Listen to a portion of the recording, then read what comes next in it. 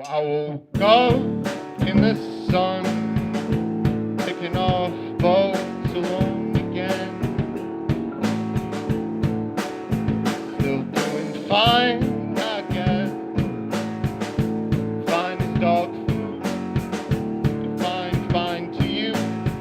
Takes getting used to, then I'm used now. Oh, and that's Thursday. The boys need new friends.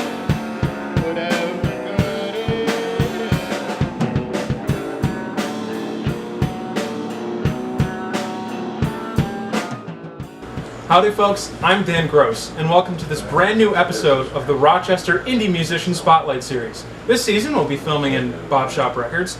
Located in Brighton, New York, Bop Shop Records is your home for jazz, blues, classic rock, and Americana in vinyl for the past 35 years. Joining me today is Big Fred, that's all caps for you folks at home by the way, a trio of rockers that's part of the great indie rock scene here in Rochester. Big Fred is Conor McCann on guitar, Dylan Vaisey on drums, and Dan Lynch on bass. They just released an album this past March called Pals, and just in case you want to look it up, it looks like this. Right, we had to make sure so we weren't confused, like he said Pals, but that's not what it was at all.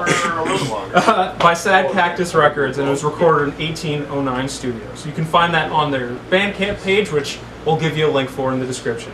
They're going on tour October 18th, so we thought we'd have them stop by and we can catch up a little bit, say hey, and find out what they're up to. Big Fred, thanks for joining me today, guys. Thanks for having us. Thanks for having me. Our pleasure.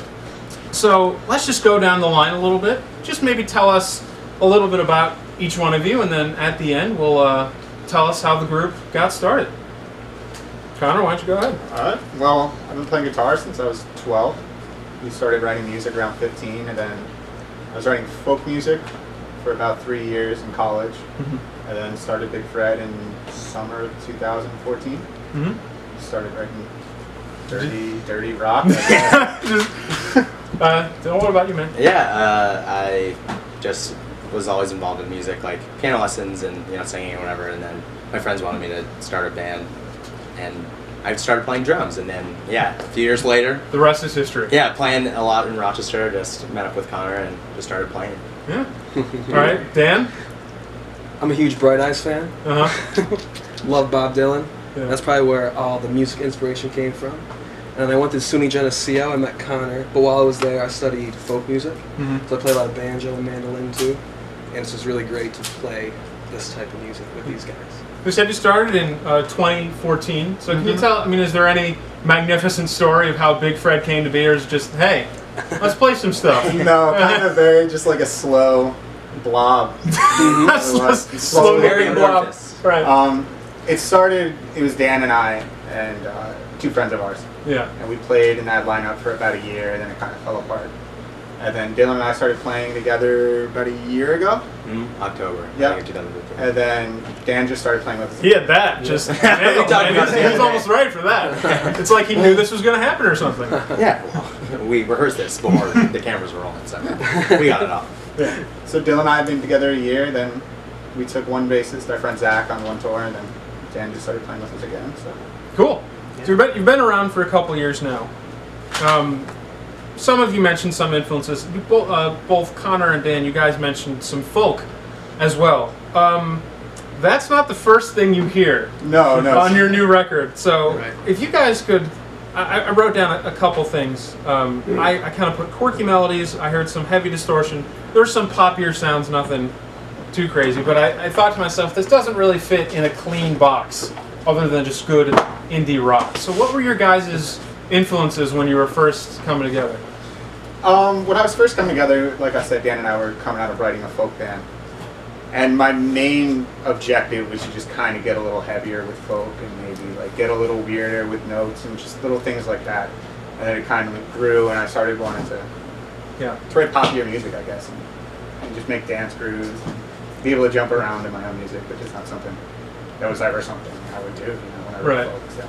So these two guys, it sounds like Conor here is the primary songwriter. Oh yeah. Well, that was unequivocal. So, I mean, what's the process? Maybe you two guys can tell me. I think that's the best part about playing with these guys is like Conor was saying, we came off of playing with the Whale and the Warbler, and that's a band just playing a lot of tonal harmony. But the thing about it was just songs. And the thing I like about this, as you were saying, like right there, you could just take Conor and have him play the guitar, and these songs and the lyrics are so nice. Yeah. But then go the step further and make all this noise and chaos and get people excited. I really like that the songs by themselves stand on their own, and it's really nice to make them even huger. Right. Thanks. Oh, Yeah. A lot of your tracks are short. I mean, you're not looking to rewrite the, I was going to say rewrite the boat, but that doesn't make any sense at all. Mixed up metaphors. I mean, you're not looking to totally change the direction of the musical ship. You're just looking to do fun stuff, right? Well, like, originally, Big Fred would have, like, 4-minute songs. Yeah. Our original band, Well in the Warbler, we had some 8, some 9, 14-minute songs, and, like... It's Coltrane length right there. You just kind of wanted to, like, bring everything down. Yeah. Scale back a little bit. Yeah. So it just comes in with a song and you two work with it? Is that pretty much how these things come to their final product? Yeah, for sure. Conor will just play, a few riffs. We'll sort it out into parts and then just, play accordingly. Usually, like, try to focus on dynamics and, like, when to get loud, when to be quiet. Right, so loud all the time. Yeah. Trying to get a little, quieter, but on the record, it's a loud album. What we got on there. I definitely, like, bring a song to them, but this is, like, where all the grooves come from. This is, like, where we spend a lot of time just, like, working with each other and, like, what Dylan brings to it. It's, like, totally very different than what Dan brings to it and what I can bring to it, so we definitely spend a lot of time butting our heads together. Hands to pet my head, dog ticks on my leg, I at least know they're there. So if brothers share the same blood, I've got a bunch of shoes.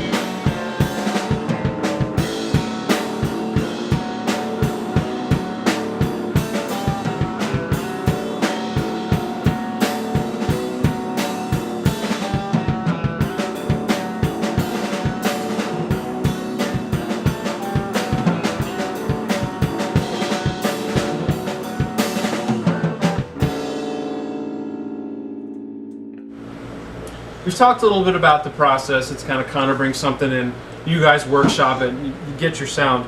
So you released Pals in March, so this was a little bit ago. But what was that process like? Because it's a very condensed thing. I mean, it's not 45 minutes of music. So how'd you settle on what you did, and what were some of the decisions in the recording process too? Once we had the songs, Dylan and I kind of approached them with me as a bassist and him as a drummer.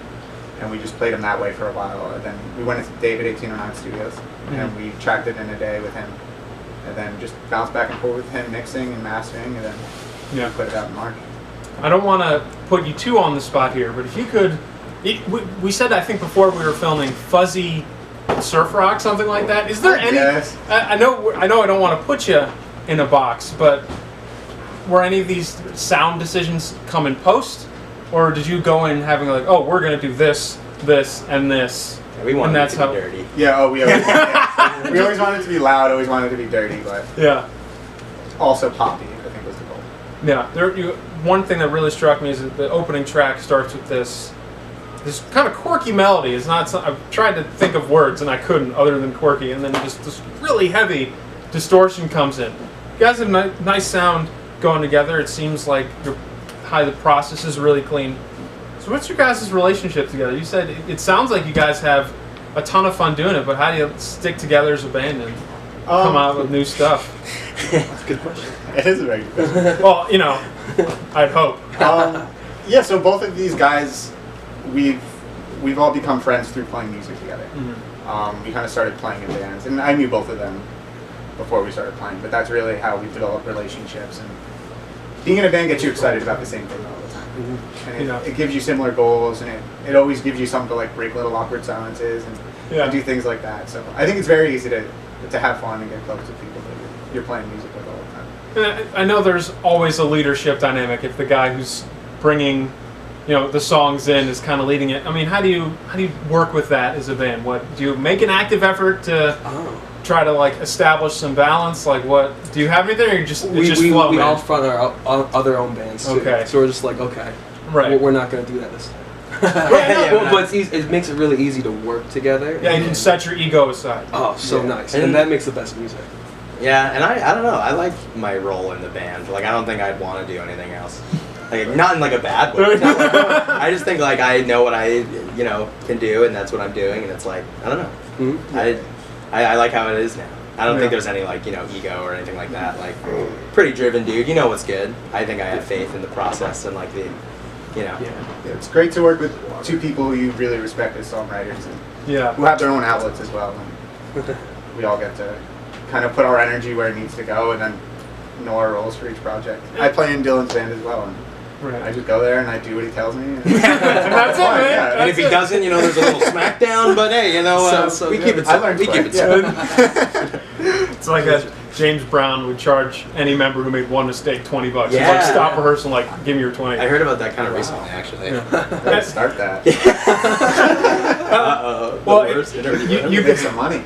You guys, you seem like you're a ton of fun. You guys put great music together. So it's cool that you're bringing this on the road. We'd love to have you in Rochester as much as possible, but you are going on the road. You are going on tour. So why don't you just kind of tell us how this tour came to be, what are your stops, and what are you looking forward to doing? We're going up through New England. It kind of came through our label, Sad Cactus, just some connections they have, and just meeting people and reaching out for like hours a day and being like, hey, can we play here this day, here this day? So we're going up through New England, playing in Maine, playing in Boston, playing in Western Massachusetts, somewhere in New Hampshire. And we'll come down through New York and Philadelphia and then back up through Syracuse. Is your final stop going to be in Rochester? Final stop is in Rochester. And that date is? That date is October 29th at the Yards. Okay. And that's a Halloween show. So it's going to be a lot of fun. We won't be sounds playing like Big Fred music.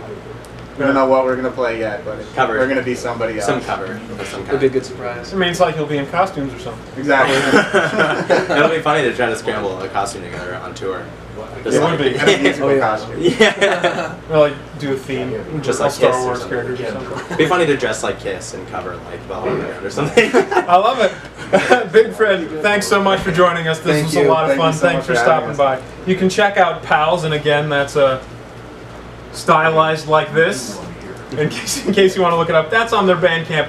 But don't worry, that link is in the description. You can follow their social media. We'll have links for that too, to keep in touch on their tour. And don't forget, they're coming back to Rochester October 29th at the Yards, and they'll be someone different. They're going to be playing a lot of covers. They don't know what it is yet. Hopefully. We'll see. That'll be a good one. I'm Dan Gross, and thank you for watching this episode of the Rochester Indie Musician Spotlight Series.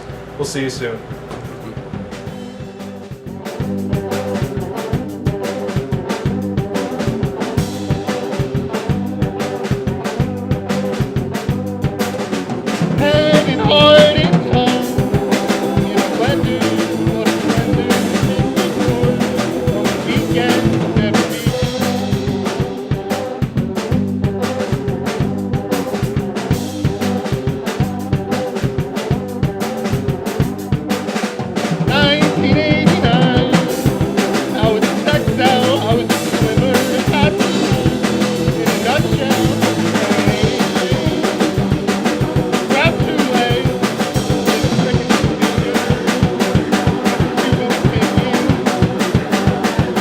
What a shame to go out away.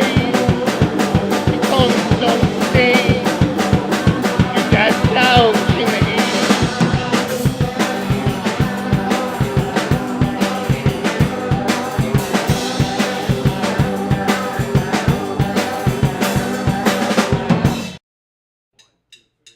21 when I felt spent, I had my friends. Oh, I can't get to sleep until past 4. Wake up for work, then I wriggle into work. Make 14 snow angels in the dirt.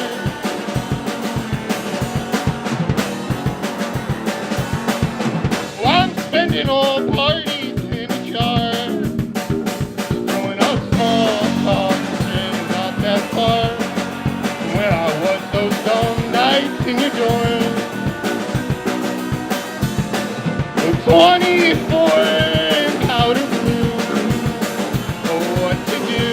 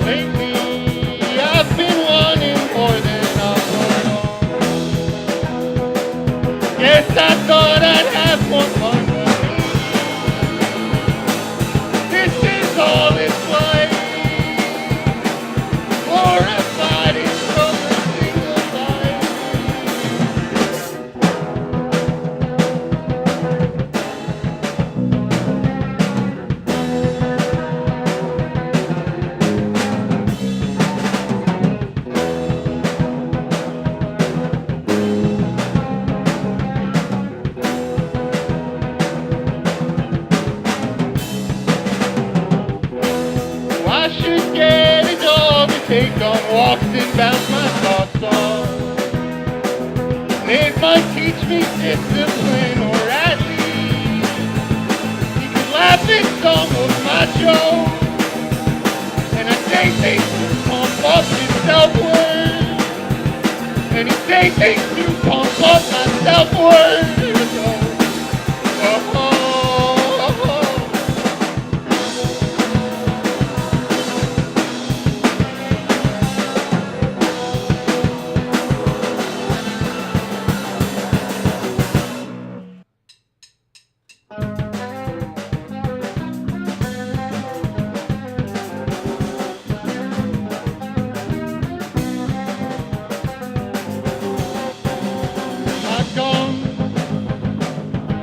When I fought, so I smiled and pretend it's fruit punch.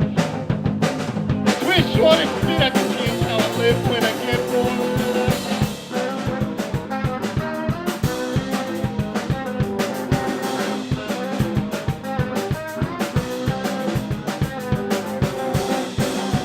My bad in astronomy, math,